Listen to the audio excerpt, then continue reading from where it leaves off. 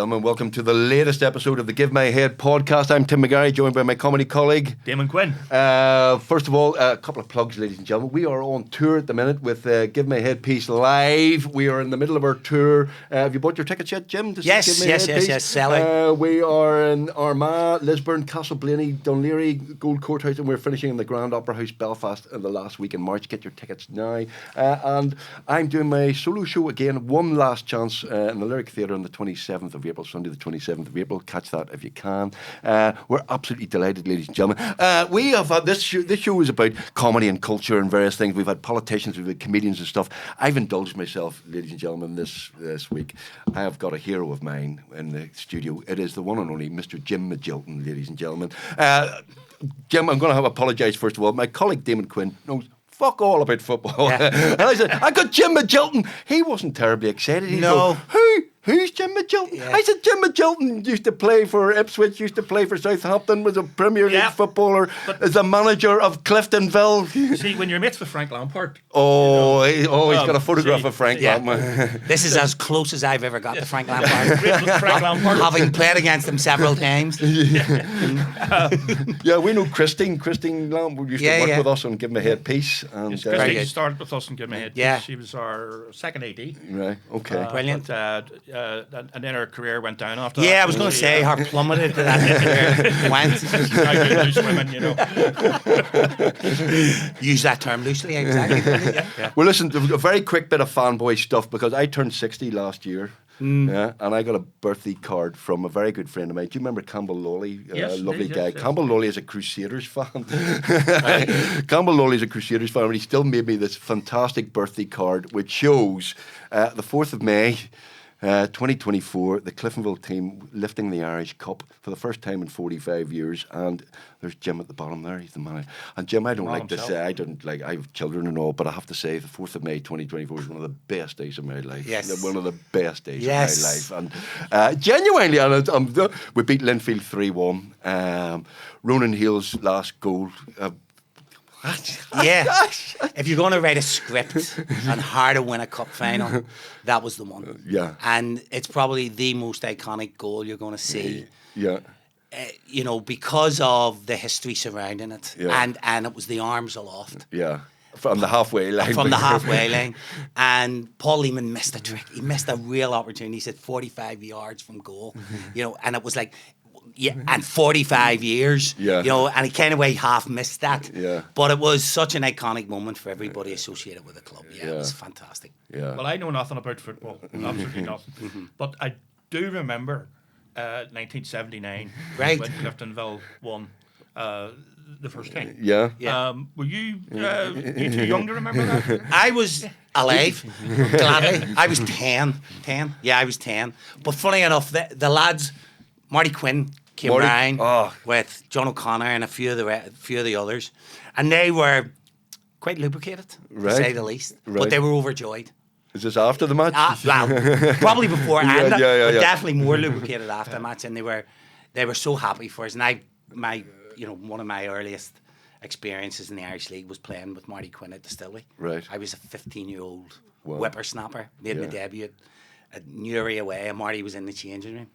And that was an experience in itself. So all those years later, to actually meet Marty after the game was huge. He's a Cliftonville legend. Marty was in the 79 team and then managed in 1998 when they won the league. Absolutely, a lovely gentleman. He is. Absolute gentleman. He's one of the best. Marty Quinn, there used to be a chant called Marty Quinn will knock your bollocks in. Because he quite probably a tough still defender. He's quite a tough defender these days. Yeah. I used to think that was his actual name for it. But he was a tough defender. He really was, Marty would light up at half time. He'd have a... And, that was my first experience. I'm like, what's going on? Fag at half time. Roy Welch was the manager. There were one or two others, like the great Bertie McMinn, who was an outstanding player. And my first time I ever saw a sportsman do that was Elian Nastasi. Is that right? Used to have the tennis player? Yeah, he used to have a half time. Right. Well, without talking out of turn, okay, internationals, half time, there was a certain guy who used to go into the toilets, and it was like there was smoke funneling out of the toilets. Half time of an international match. Northern Ireland match. And no names. No. Anyone who knows me will know where it is. Right. But again, shock horror. Couldn't believe it. Now, I know nothing about football. Good player still. Did he be able to perform? This man was a legend. Right. Okay. A legend. I know nothing about football, but one of my favourite films is The Damned United. Yes. Which is, you don't need to know anything about no, football. you don't. It's a great film. But I love the scene where they're in the changing room, and it's the early 70s, of course. Yeah. You know, it's and they're going around and they're putting the ashtrays down to the players. The great Brian Clough. Yeah, I've heard so many stories. I had Mark Crossley, who's now doing the rounds telling these wonderful stories about Brian Clough. All true. Right. And they're that funny. Yeah. They're all true. Yeah. And because they're true, they gather momentum and legs. And he worked with me with the under-21s. And we after training that night and bring all the staff together, I'd give him a wee Guinness. Welcome to Northern Ireland. Here's a wee Guinness for you. Go and tell me that story. Tell me that story. And he'd just ramble on. Yeah. And the stories are amazing from an amazing manager. Just a quality, absolute quality. Yeah. You're a Westie, aren't you? I am a West Belfast. We've had born too many and bred. Westies in this programme. He's a Westie. We have a load of Westie actors. You're a West. You're St Mary's boy? I'm a St Mary's boy. No, we're not going to. I'm a LaSalle boy. Yeah. Well, my brother was a LaSalle boy. Oh, well, that's all right then. Yeah. So that trip every day in life. I lived in Glencoln and walked from Glencoln down the Glen Road to St Mary's. Right. It was a trial. It was like a Bear Grylls trial. Right. I wouldn't get on the bus. Too many Hellions on the bus. So I used to walk it. And at that time, you were given a rucksack. So the rucksack, and say you had science or any of the science modules that day, there was no iPad then. Yeah. You got your physics folder, your chemistry folder, your biology folder in the backpack. Yeah. Your man that had to get the backpack on you, right? And also because it was a sporty school, I had my sports kit, my bag, so that was there, rucksack, and then my hurling helmet over it. And I used to walk down that road. And of course, as you know, 4 seasons in one day. Sun, then the snow, put the helmet on, right? Then the wind. And then not only that, they get you to the bottom of the drive. And the old Bass factory, do you remember the old Bass factory? Indeed. The smell. So it was like Marmite. Yeah, they loved it or you hated it. You hated it? Beyond words. I had the mask before COVID had the mask. So you get to the bottom, it's like, okay, you've got to here. Now you've got to make it up that hill. Bear in mind, I've got every bit. Every morning I was saturated in sweat just to get to school. And it near killed me. Honestly, every day. And my back has never recovered from it, I swear. You were a hurler then at school? I was a bad hurler. Right. I played it because, again, it gave me an opportunity to get out of school. Right. You still have your front teeth, though? Well, sort of. I had a couple of back teeth knocked out. All right. At the Ballycastle one day. It's an orange story. It's too long. Oh, Ballycastle. Yeah, ruthless. There's a mate of mine loves Ballycastle. Oh, ruthless. Yeah. But even when we didn't have hurling training, there was always Gaelic training. But when we didn't have, I carried the hurl anyway. Because as I was walking down the road, there was a travellers camp. Yeah. And every morning in life, and I was an early bird, still am. I like to get to school early because it meant I could actually go and either play soccer, which was a bad word there in the school, and do whatever with the lads and get there nice and early. So we'd walk by the camp. And the boys used to be there, right? And it wasn't like one of them gas heaters, the garden heaters things. Yeah. This was a big metal tub with the flames. It was like Mount Etna. So the flames are coming out. And they'd all stand around. I ain't waited on me. So this thing used to come running out after me. And it was like Ballywigan Bob, right? But it wasn't a greyhound. It was a Jack Russell. And this thing come running out after every morning in life. So I'd have my hurl. Come on then. Come on. And the boys go, and they just do the whistle. You wouldn't even see them. Just and this thing come filtering back. It must have did it for about 2 years, ruining my happiness. It got about that close to my life where I was ready for it. You were Satanta in the hurl. Yeah. And the dog. Yeah, the hound. I once was I was a postman for about a week. And it was during the Christmas time, and you were a student, you could get doing the post, and that was the dogs was just, and these big, this thing would come out like the size of a wolf, have you up against the fence, and then the wee woman would invariably come out and go, "He'll not touch you, son," He's doing a good job, I know, man. So St Mary's. So the Christian Brothers in those days, they were still there, they're still there. How did they get into soccer then? Because they weren't very keen on soccer, were they? No, they weren't. We actually got So we got to a couple of Macquarie Cup finals, and again, that's the one that everybody wants to win. But I'd signed for Liverpool. Yeah. And I was travelling to Liverpool on January the 3rd. So it was 86, I think it was. And we got to... So you were only 16, 17? Yeah. Wow. Yeah. First experience right. of... Well, how did you get to that point where Liverpool... Go Ireland. How did you get to that So point? I went a couple of times. So my dad used to get out of work. My dad was a plumber and used to get out of work and wait at the bottom of that hill. Right. So the dreaded hill, right? It's easier coming down. So I used to sprint out and he'd take me to trials. Right. But I was a St Oliver Plunkett boy. Right. Jackie Maxwell. Right. Great man, great hero of mine. But... so he'd wait at the bottom. So my dad then would take me to trials, school trials. Right. So wherever they were. Right. So you must have been good then. You were playing. You must have a reputation. Yeah. So anyway, I hadn't been involved in schools for obvious reasons because we didn't play, and then got selected for the schoolboy international team. Right. And at that time, like representing your school in anything was a great honour. Yeah. They didn't recognise it. So you normally got your blazer and all your gear paid for. My man had to pay for it. So my man never forgive. Oh. I think it was Brother Ennis was the principal. No, didn't recognise it. So we had to... That was a barrack sport, was it? Ennis was watching. Yeah, Brother Ennis. Yeah. And then we got to the final and won the final. I didn't play in the final. And then there was a reunion 20-odd years later or whatever it was. And they called me up. They asked me to go. And you know what it's like when you get back with all them lads. It's as if you still were in the playground with them all and still on the team bus and whatever else. And so they gave me the medal. So it only took them 20 years to forgive me. So I got the medal that night. I haven't forgiven you. But thanks anyway. No, it's great. So, yeah. So Liverpool then picked you up and you were there at 17 years old. 16. 16. Yeah. And did you have to move there? Or did Yeah. Right. The family moved there? Or No. You were on your own? On my own. On your own? Yeah. So back then, it was Go Ireland from there. Right. Never been on a plane in my life. And the lady sold it. I think it's easy, didn't I? Right. And so anyway, that was my first flight and went there. And Kenny Dalglish's first year as player manager. Wow. What year was this? Just 85, 86 season. So 86, January 86. So I'd never, ever been involved in any. I hadn't been to any clubs. I was a schoolboy international, but hadn't gone. Yeah. And there was another lad at the time, didn't go anywhere, and his name was Michael O'Neill. Right. So he and I then didn't get selected. All the other, superstars all got selected. We didn't get selected. Michael was St. Louis Ballymena student, and his dad and my dad knew each other. Northern Ireland manager, Michael O'Neill, very famous. Yeah. Just to clarify. Just to clarify. Yeah. So we didn't go. So then the late great Jimmy Magilton, yes, right, who was manager of Distillery and won a Belfast Celtic Portsmouth FA Cup winners medal. He was then up watching Distillery at the time, and that Distillery team were a really good team. Won the Irish Cup, the Youth Cup. Really, really good side, and lots of really, really good players who went on to have Jim McFadden. Martin O'Neill played for them, didn't he? 72 with he was there earlier. Yeah, but not Michael. Anyway, So anyway, long story short, I go. Wow. And I stayed, and you're being paid then? You were an apprentice? So I was an apprentice.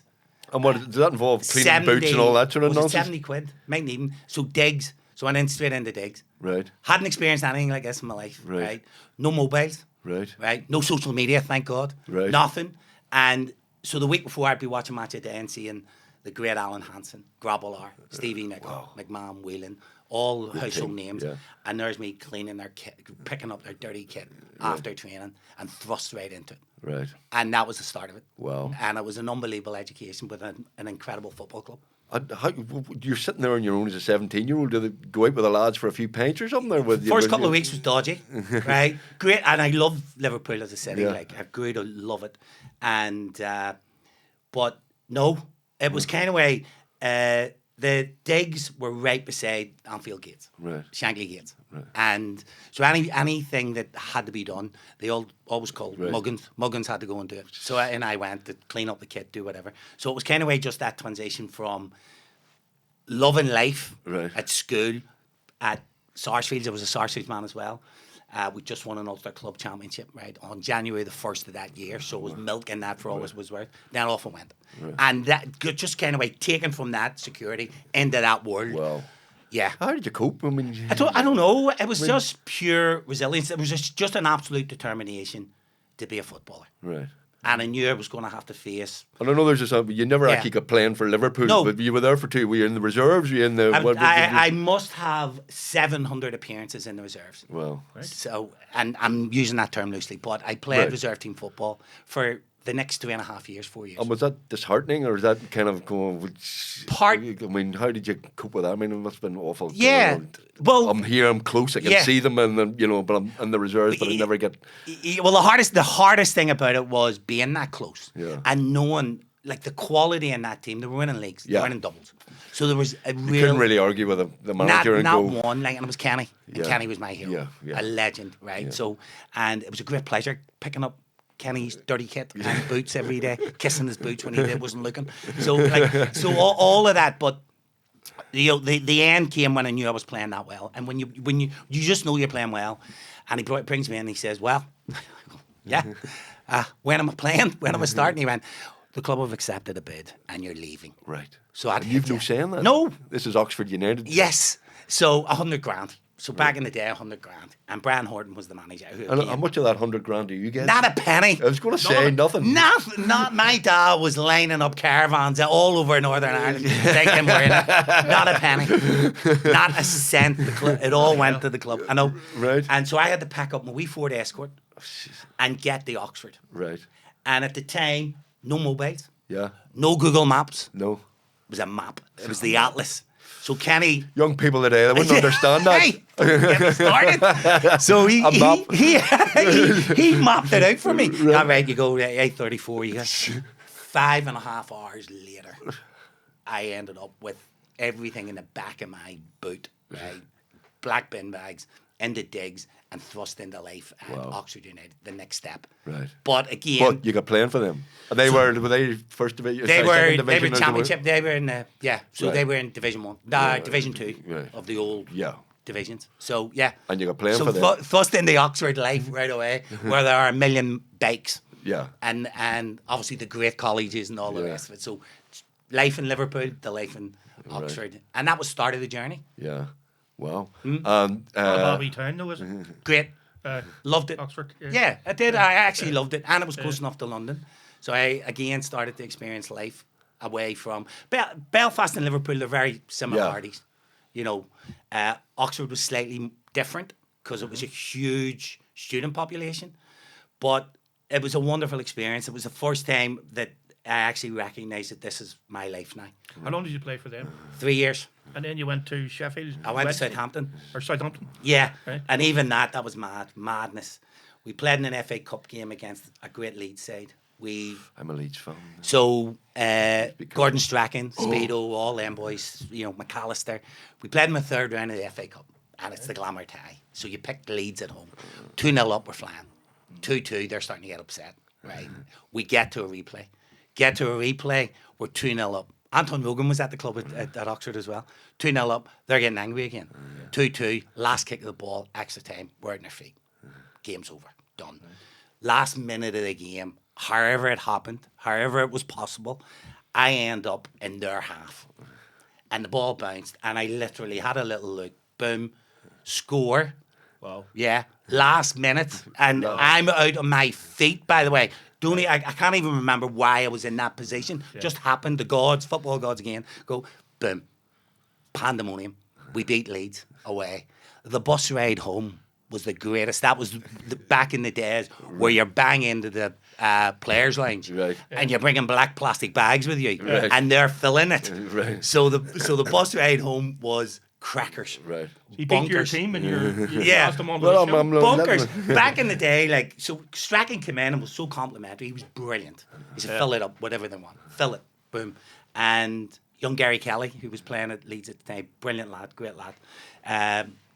He came up to us and was great, and he said, what do you need? And I said, well, fill it, just, whatever, Any preference? No. Cold and wet. Just put it in there, right? So lads are carrying on the bus, grease is on. Don't even ask. And the table. So all the lads are on top of the tables, loving life. And so getting off there, then the phone rings the next day. Think we're mobiles out then. Someone better tell me. Early 90s? It must have been, wasn't it? Yeah. About that same. Yeah. Phone rang. And it was, hello. And I can't do the accents. Alan Ball here. I went, good Alan Ball. Yeah. I went. He'd a high-pitched voice. Yeah. And I went, yeah, good one. Phone down. Good piss down. Yeah. And, and we're all, I have about 7 lads in the house. Right. Yeah. And I went, stop messing about. Rings continuously. Then it's a deeper, more authoritarian voice. This is Laurie McManamy. Right. And I went, is it? And he went, yes, it is. And we expect your ass down here. Hurry up. You're about to sign for Southampton. I went, no, what? No, I'm not. So this is on the third. So play Wednesday. This is on the Thursday. We need you here. We need you signed because you're about to play Liverpool on the Monday night. And I went. But how have you no say in any of this? None. Have you an agent or anything? Yeah, double. So your dad. Yeah, and he was putting up pipes in the Royal Victoria Hospital at the time. So an agent became and then we got involved, and then that night, hungover, by the way, I'm at Southampton. Well. And I sang for Southampton. And that's their first division, the Premier League. Premier League. Early 90s. Right.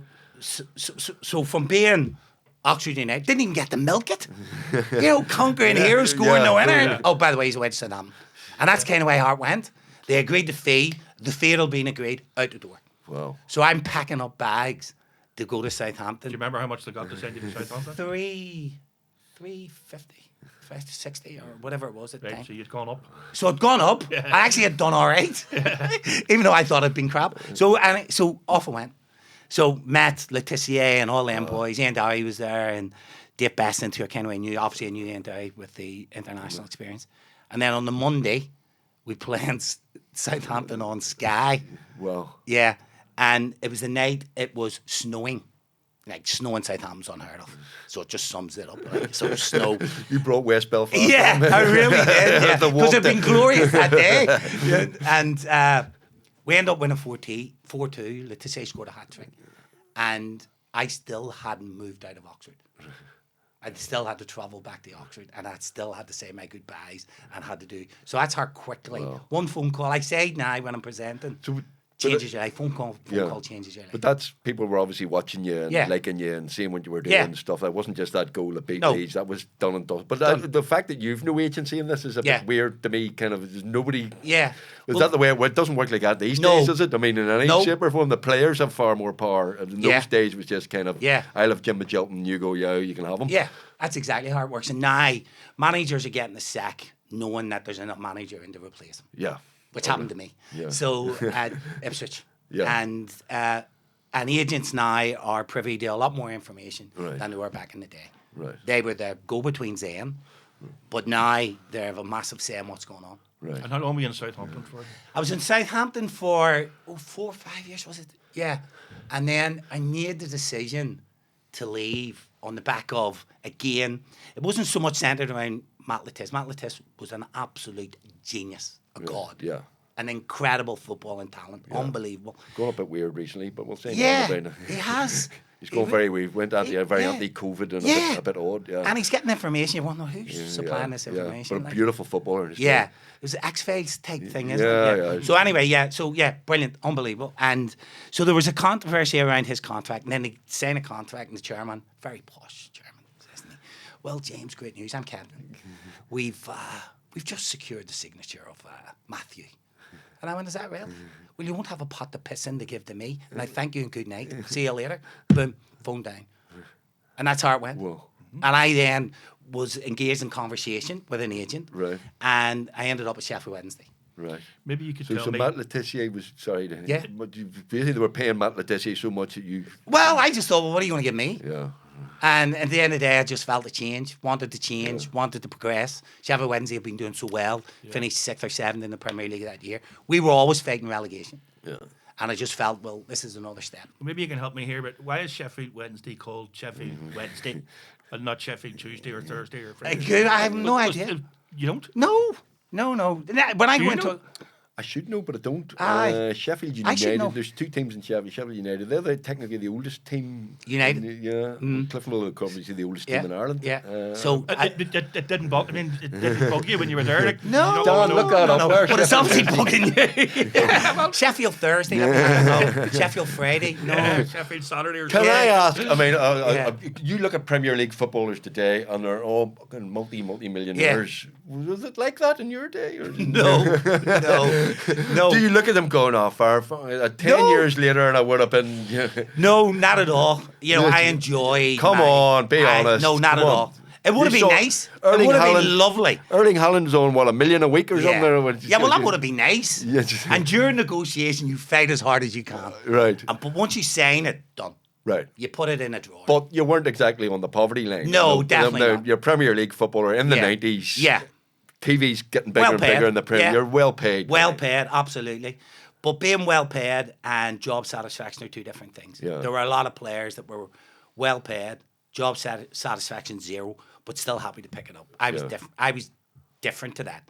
Yeah. I was sitting on the bench every week, right? The infamous Paolo Di Canio moment. I'm sitting there pissing myself. Yeah. I was there that day when Paolo and the referee and then Nigel Winterburns coming up and Paolo just gave him a little shimmy and away went Nigel. He fell for it.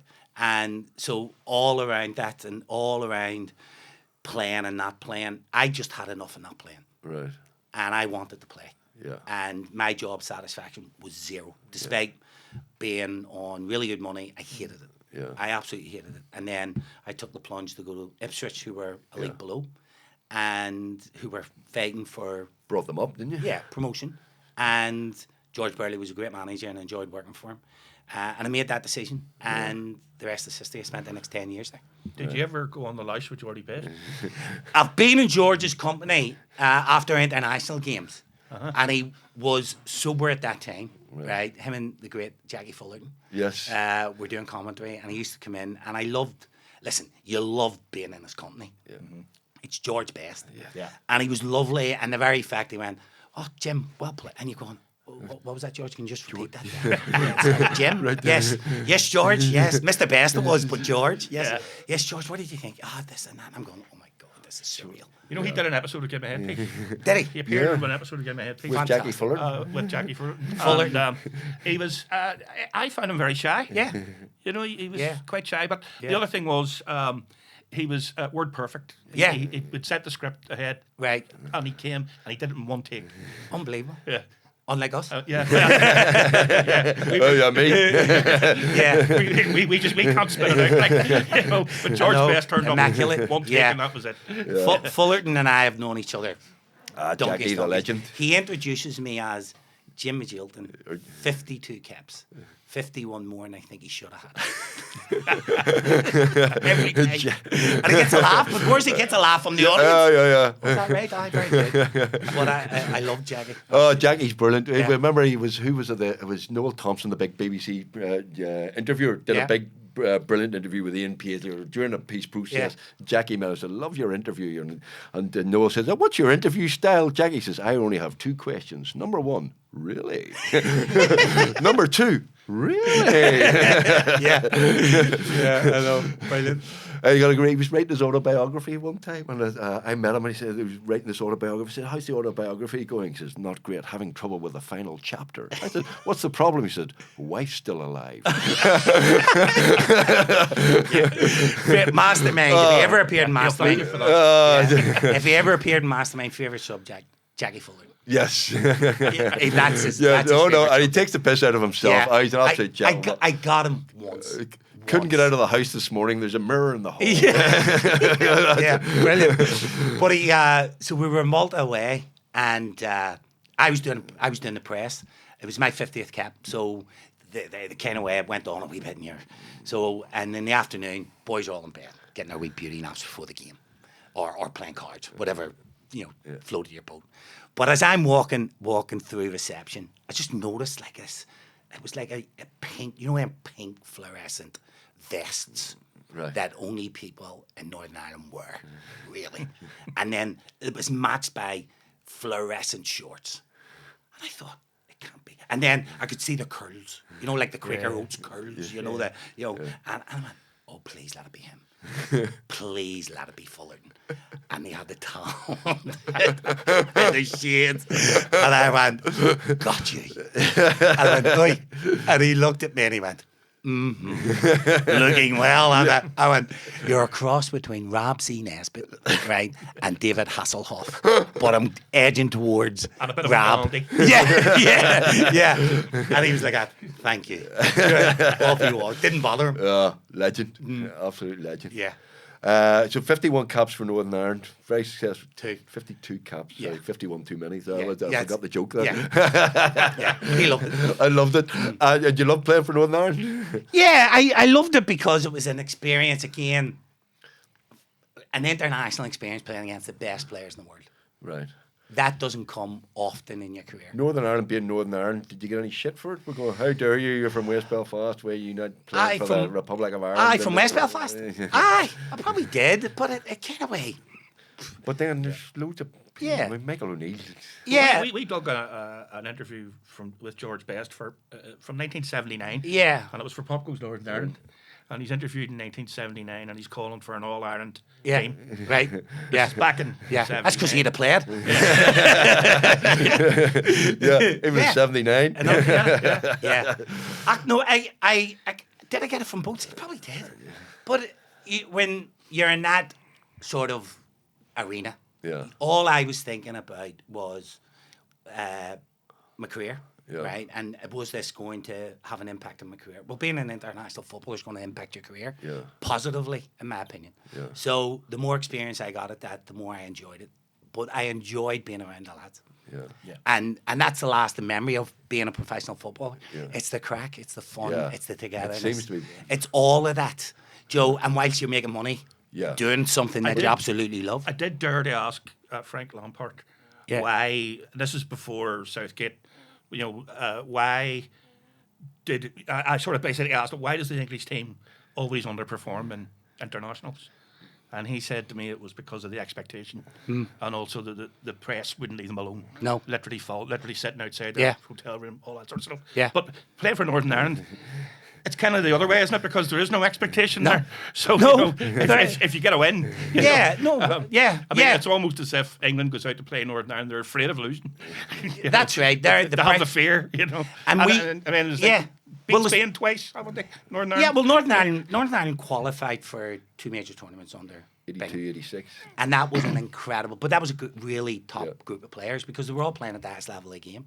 Yeah. The generation I played in underperformed massively because we had a group of players that were playing at the highest level Premier League. And we underperformed massively. I've gone on record and saying that we should have qualified and didn't. And that's a big... Who was the manager then? We had a couple. Laurie McManamy? Billy took that, and then Billy Bingham, it was Brian Hamilton. He had that generation. Right. And when you look at their golden generation of players with Lampard and Gerrard and all them guys, and Ferdinand and Terry, and the list goes Scholes, and the list goes on, and they didn't win. Our job was to qualify and didn't do it, and that was a real sadness, if you like, during my career where I thought, we should have done more. Could have gone to a major tournament. Yeah. And then you retired. You were about 36 from playing. Were you? Yeah. Do you know when you're 34, 35, this is coming? Were you getting fed up? Or were you going, I'm slower, I'm not as good as I thought I was? I couldn't get any slower, which was a blessing.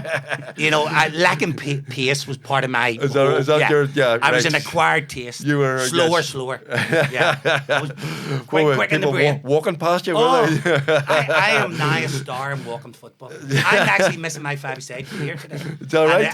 And I'm now down the packing order. 52 caps in this group means nothing. Nothing, right? Okay. Nothing. You're an outcast now. So I have a lot of making up to do. So no, 5-a-side's tough though, isn't it? For me it is. But no, there was a realization then that I could have continued. Yeah. But was the real desire. You were in Ipswich at the time. I was. And I was coming up to my 7th year, and we got promoted. We got relegated. We went through administration. We were back at it again. Joe Royal came in, was doing an amazing job, and it just kind of felt, this is it. I was coming up to 37, and then out of nowhere, Joe resigned, And I then asked for an interview for the job. And again, I had never been in an interview in my life. You're always on interview when you're a player because other managers are looking at you and, you know, other people are assessing you and whatever else. Yeah. So, but you've always been judged. You know, always. Always, no matter what. Always. And so I asked the chairman and the chief exec, could I go through an interview process? And they kind of went, serious? I went, yeah, please. I've got 6 weeks. Pickford's are at the door. I'm heading back up to Liverpool, about to move, 2 young boys, away we go. But I'd love the experience. Never done it. Put me under massive P, show me what it's all about. I know you're going to select a manager, no problem. But I prepped for 3 or 4 days, right? Prepped. And David Sheepshanks was the chairman, loveliest man in the world, right? I had great respect for him. David, Mr. Bowen was the chief exec. I forget his first name, forgetting. But anyway, long story short, I go on a Sunday. Come up on a Sunday. So I go up on a Sunday. Beautiful house. Never been to Chairman's. Beautiful house, right? Out in the countryside, Suffolk, beautiful, blah, blah, blah. Knock on the door, couldn't hear it. And I heard music at the back. I'm thinking, what's going on? I'm here for an interview. Like shirt and tie and all. And it's blistering. And I'm thinking, what the hell? What's going on? Derek Bowden is his name. So they come out the door, right? And they're rightly. Right. And they're in the shorts and they're flipping flippers and whatever else, and they're, you know, Panama and Hawaii. Yeah, flippers, Hawaii. And I'm going, I'm here for an interview. Come on in. And I'm going, no, I'm here for an interview. And I went, come on in. Don't worry. Do you want a drink? I went, I'm here for an interview. And if you're not going to take me serious, right? I'm out. Don't be. I just turned on my heels, went out, and I thought that's the end of it. And so down the road, and he goes, Jim, I'm the chairman. Aye, wearing a Hawaii shirt and, you know, not taking this and that, and I'm having a rant. And he went, still the chairman. Right, and I went, and you've still 5 weeks left in your contract, so you'll act accordingly. And be at Portman Road on the Tuesday. I went, okay. That's it. Tuesday, boom, bang at it. They grilled me. I flopped horrendously. Pressure. Oh, boom. And I went, okay. Prepare next week. You can go through it again. You weren't, and thought I was prepared. And you'd like any interview, you think you're prepared, but never are.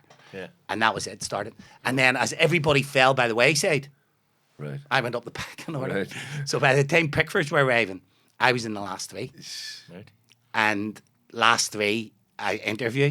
We go to London, interview. It was like Secret Service off the train, pick up, brought to the venue, right, boom, and 13 directors. One lady on it, right, who were all Ipswich Town diehards, all successful business people, lots of money, boom, boom, boom, done it, boom, train home. Go away to Benalmadena, right, kids, sitting there, beach, phone goes, and I'm messing about with my youngest, playing beach volleyball or whatever it was in the beach. David Sheepshanks. Yes, David. Well, how do you think it went? Yeah. I said, I can't tell you how much I really appreciate this. This is a great learning experience. He said, well, all right. I said, well, I'm Benalmadena. I said, I'm actually mucking about here with Ryan on the beach. He says, you got a ball? I says, of course I have a ball. He says, right. He says, sit down. I went, no, I'm dead on. No, it's all right. He says, well, you're the next manager of Ipswich Town. Congratulations. Wow. So wow. That's how it happened. So phone up in the air, mobiles then. So phone up in the air, me and the boy hugging, you know, boom, boom, boom. So I become the manager of Ipswich. Yeah. And then the rest is... Well, how long were you there for then? 3 seasons I was there. Okay. And Roy got the job. Did you, Roy Keane? Roy Keane, of course, yeah, Roy. Yeah. He did well, didn't he? You mates with Roy, are you? No.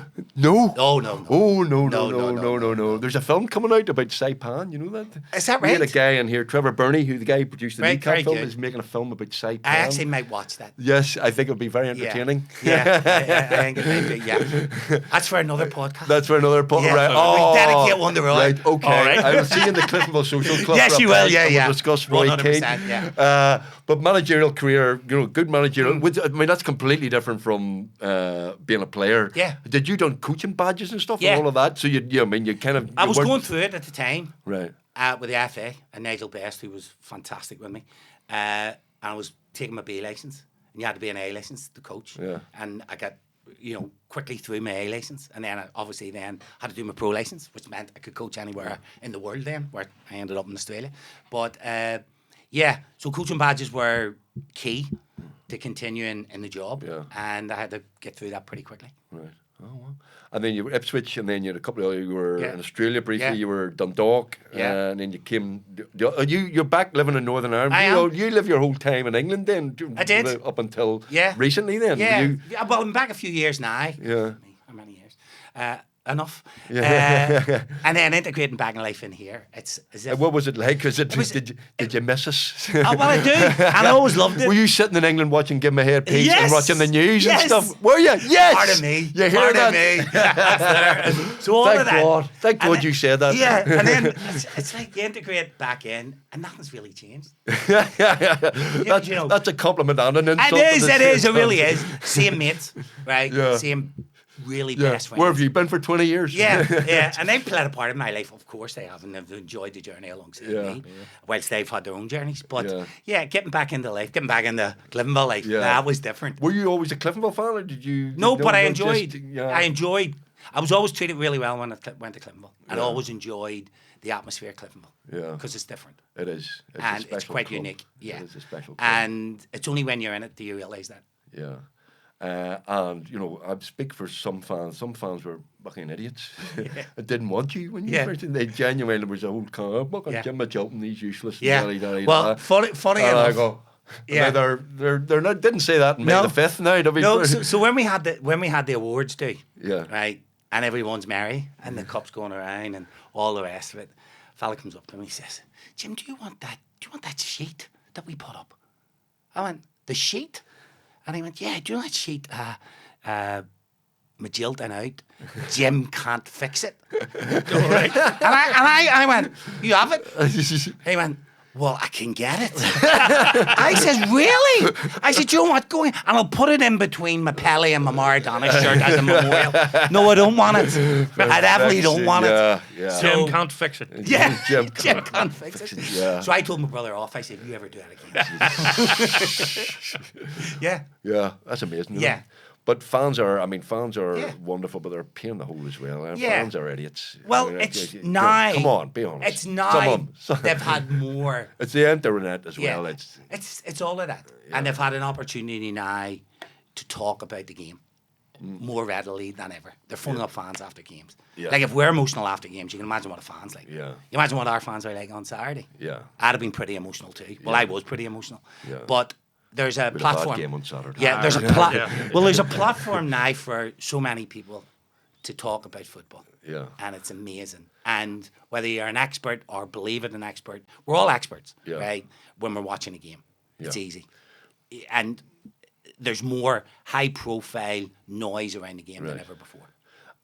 You go to the Irish Cup final on the 4th of May. You leave out Joe Gormley. It's a big decision. That's, a lot of people go, yeah. Really? Well, do I? Yeah. Well, did Joe take it well? No. But Joe was a consummate professional. Yeah. And all he wanted was Cliftonville to win the game. Yeah. And I said this the other night to players, because we're in the midst now of another big cup final in the middle of a season. But we have to try and finish in the top 6. Yeah. And we're not playing like we want to finish in the top 6, but we're more focused maybe on a cup final, and that has to stop. So that's conversation we now have. But the cup final team was picked on the morning of the cup final because there were still decisions to be made. So I left out Ben Moulton, for example, and brought Sam in. And Sam didn't have a great game, but scored a great goal. Yeah. And trying to get Joe on the pitch was always a focus of mine, to get him on the pitch. His mum will never talk to me again, which I have to accept, sadly. But Joe, in between the breaks in the extra time, I needed to use the loo pretty quickly, and Joe was in there. I said, "Joe, I can't get you on the pitch now. We've used." He went, "Win. Let's just win, Jim." And that's the way Joe was being, and it was something that I thought about a lot, and have reflected on it. And could I, should I? But I couldn't. I wouldn't change it. I couldn't change it. And unfortunately couldn't get him on the pitch. But if you'd lost, you'd been an absolute arsehole. Yeah. But if you win... Yeah, well, that's the name of the game, that's isn't the it? trouble. You live and die by your decisions. You have to be, and you have to be strong enough to accept that. Yeah. Yes, well, the fans are all experts, aren't they? Well, that's it. I don't know why you're bothered. Well, we suffer from critiques all our lives. Someone like you think you'll have a minute, and they'll go...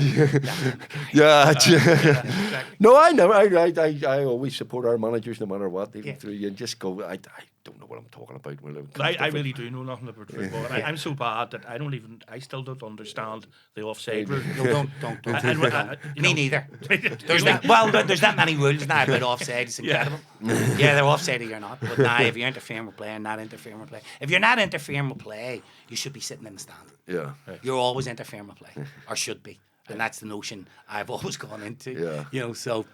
Well, I'll never understand it. No, are you enjoying the Irish League? I mean, it's different from where you've experienced and all of that. It's doing all right at the minute. There's some it's up and down a wee bit. Some of but the league, it seems to be the quality. I mean, I'm an old fan. I was there in '79. But the quality of football has genuinely dramatically improved from when I first watched it. A lot of kick and rush. Well, I can't. What level do you think? What level do you think Irish League is? Sort of League One, League Two, League Two, maybe. Maybe top end. You look how Larne have competed this year in European games. You look how Linfield in the past have competed in European games. It's always a hard gauge. It really is. You have to spend a bit of time in those leagues, and maybe then you'll have a better idea of where you're at. But the league itself. So much respect for the managers, the coaches in the league, and the players. That was our 4th game in 10 days, and we're still part-time. We're still working 3 nights. These lads are still working. And again, no excuses. We just didn't play particularly well. And Glenavon, to their credit, were better than us. So, and on any given day, there's a chance to win a game. Well, I didn't realise the amount of skill required until I actually went to... My son was a big Man United fan. Right. So I used to take him. And you're talking about skill? Yeah, okay. Well, we get to. Well, we were there. We were in the stadium the last time they won the league. Very good. Yes, Ferguson's last one. We were there for 57. Slightly, no. slightly different than that. I think. But the level of skills. It is. I mean, I didn't appreciate it until I actually saw it happen. Yeah, that's right. And even I hadn't seen a Premier League game in such a long time. And we were at Newcastle, obviously, for Magil's funeral. Oh, Magil. And I watched Newcastle play Wolves. And even now, like watching it, and you're going, my goodness, the athleticism in the game, the pace in the game, their technical ability in the game. Just jumping up and kicking the ball mid-air. It's just phenomenal. Is that a problem for us? The Irish Cup final, you look at those players there, we lost Ronan Hale, doing very well, scored a couple of goals of the way. If we get anybody half decent, they're going to come in and go, thank you very much, Jim, we'll take him. But I think that's our... but I think that's a good thing. It's not a great thing for the club and for the supporter, but it tells you that there is real quality in the league. And that's important. That's an important message to send out. I heard Stephen Bradley after the Bulls game at the weekend, where the Republic of Ireland manager was criticising the league and the players in the league. The League of Ireland? Yeah. And Stephen Bradley had an absolute case. And I thought he was absolutely spot on in his criticism of the manager. You're trying to grow the league, and he's more or less saying that the players in the league aren't good enough. Right. Well, that's poor for a start. So a lot of the former internationals, Gareth McCauley, for example, spent his time at Coleraine, and that bedding in and that upbringing would have served him really well for his journey into the game. So being negative about the league's a no. Ronan Hale going from the league and actually playing in the SPL tells you what a really good player he is, but actually tells you about the league as well. And there's a lot of good players in the league. And his brother's a brilliant player as well. Yeah, his brother is a very good player. But let's not tell him that. He'd be looking at a pay raise. No, you play for Cliftonville for the love of it. No, they don't. They used to. That's in the old days. My uncle used to play for them. You probably know Kevin McGarry was 171 goals before Joe Gormley came and blew that out of the water. So you're not a fan of Joey's either, right? What? No, I was seeing most of the bucket goals. Do you get to relax then on a Saturday when you lose on Saturday? Is that your weekend ruined, or can you go? Look, you know what? Open a bottle of wine, put your feet up, watch, give me a head piece for Pete's. Yeah, cheer me up. No, but I'll do all of the rest. Yeah, I'll definitely open the bottle away. I'll see how funny you are at the start, and then I'll decide what I'll do next. But no, you don't. Switching off. It's hard. Yeah. We play golf and try to play golf. We haven't played for a while, but we try and play golf. Yeah. And for 3 or 4 holes, this would be Jared, Little and I. And then it turns into this competition. Yeah. And then it turns into conversation about players. Yeah. And they ruin your happiness. And then you miss a putt, and then you blame the player. Right? And then you blame the performance. But to be any kind of a sportsman, you have to hate losing. Yeah. You have to. Well, it was the old Moneyball thing. I loved that Moneyball thing with Brad Pitt.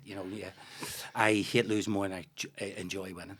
And that is so true. Yeah. Winning is so fleeting. And you go, here we go. I know. And because losing, you're blaming yourself more than anything. Winning, players did great. Yeah, and nobody gives, well done, coach, or well done. But it's the losing. One of the fans said to me, I love football, but I don't enjoy it. Yeah, that's so true. That is really true. It's what you put yourself through. And probably when I'm a lot older and when I'm sitting back and maybe reflecting, I'll think about hard you probably are on yourself and the winning and losing aspect and all of that and the Rudyard Kipling poem If and blah blah blah and all this sort of thing. But at the moment, no, it's that intense. That's the thing about it. We had Colin Murphy in here last week, brilliant comedian. Doesn't get sport of any shape. He just doesn't get it in any sport. And you ask him about sport, nothing. And you're like, but the emotion you get from sport, the emotion I felt made of, but the emotion I feel when you beat Carrick Rangers 2-1, I mean, you just can't replicate that in anything else. You can't. And being a footballer, for me, it was the greatest profession, the greatest days of your life, right? Yeah. Because you're playing with your mates. Yeah. Not all mates, but you're playing with a team. The camaraderie that builds. And the trust that builds and the togetherness that builds and going to the wire and being in the trenches and winning last minute, that just builds this unbelievable spirit. Scoring in the last minute.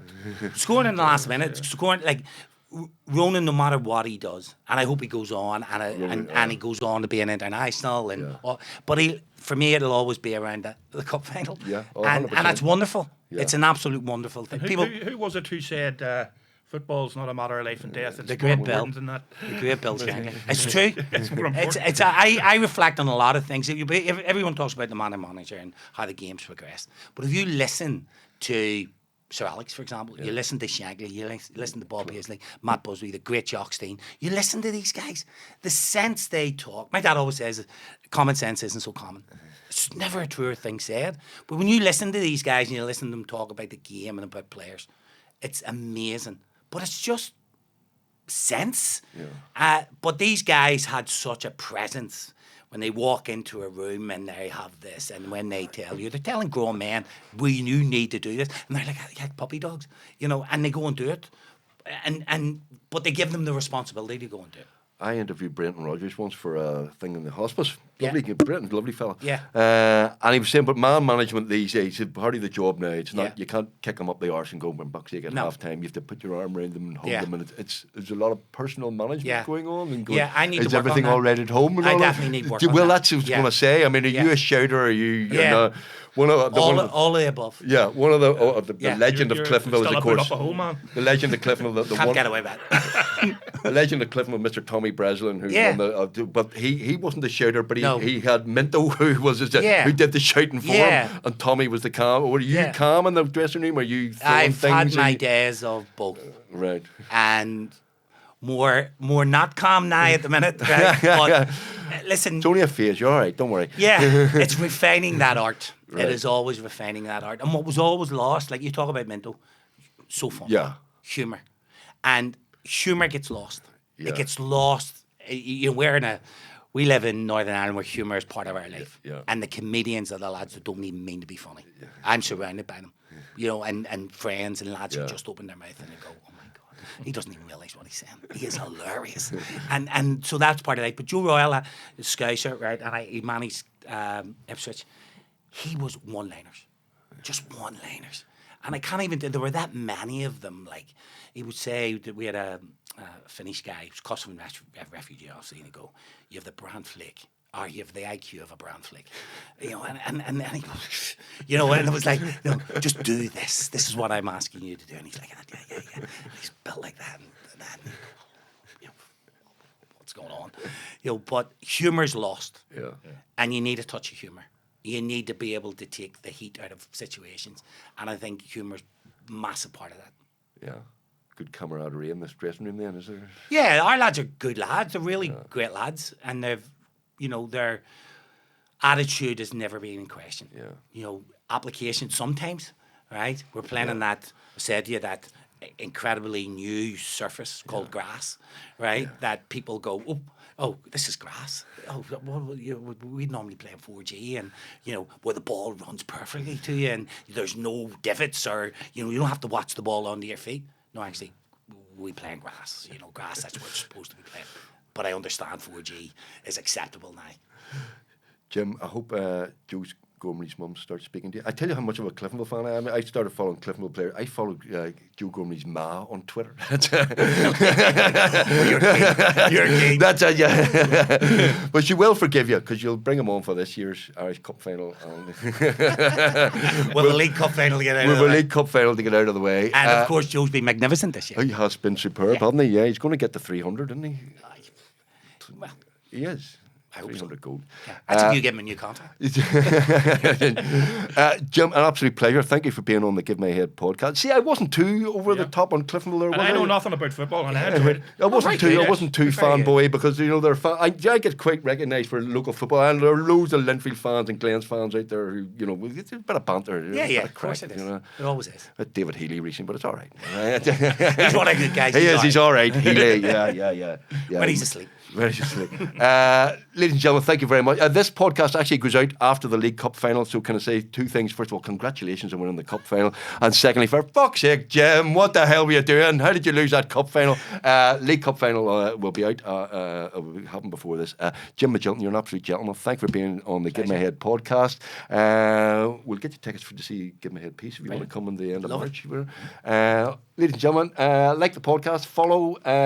Gig dates are underneath, aren't they, on the thing? Thank you very much for watching the Give My Head podcast. Subscribe and like. Ladies and gentlemen, once more, the wonderful Mr. Jim Magilton. Thank you very much. Brilliant. Thank